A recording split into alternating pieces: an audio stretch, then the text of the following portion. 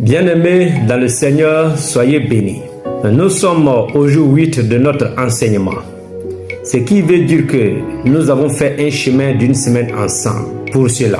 Je crois bien que parler de pardon et de paix est important pour continuer la marche ensemble. C'est pourquoi le thème de ce jour est le pardon et la paix.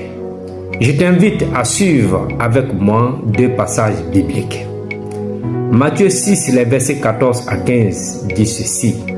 Si vous pardonnez aux hommes les offenses, votre Père céleste vous pardonnera aussi. Si vous ne pardonnez pas aux hommes, votre Père ne vous pardonnera pas non plus vos offenses. Colossiens 3,13 vient renchérir pour dire: supportez-vous les uns les autres, et si l'un a sujet de se plaindre de l'autre, pardonnez-vous réciproquement. Au vu de ces passages bibliques, nous voyons que le pardon se présente comme une exigence du Seigneur. Et en tant qu'enfants de Dieu, nous devons répondre à cette exigence. Le pardon sincère vient guérir non seulement nos cœurs, aussi consolide notre vie de couple et sauve l'Église des divisions intérieures. Mais pour que cela puisse marcher, il ne faut pas rechercher des autres le pardon. Plutôt, prendre la responsabilité sur soi de pardonner. Le pardon doit commencer en nous et par nous. Et par la suite, s'étendre vers les autres. Cela va nous permettre d'oublier les fautes passées et d'empêcher le diable de nous culpabiliser.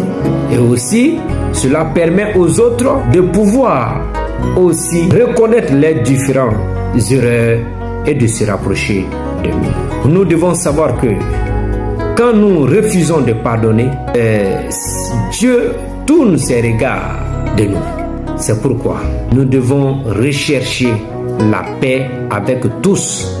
Sans la sanctification, personne ne verra le Seigneur, comme le dit Hébreux 12:14. Voyez-vous comment les conséquences peuvent être lourdes pour une personne qui refuse de pardonner. C'est pourquoi je me permets de faire cette prière avec toi. Prions.